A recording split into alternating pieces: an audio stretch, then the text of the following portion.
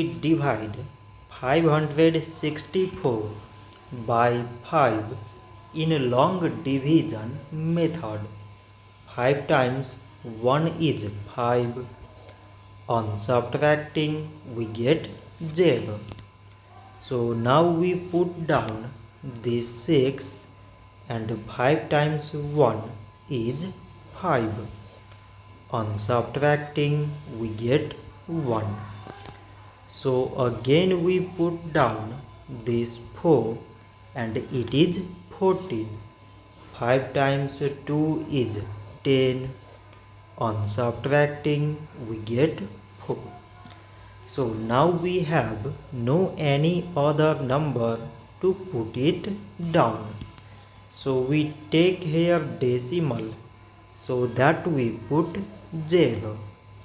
So it is 40 and 5 times 8 is 40. On subtracting we get 0.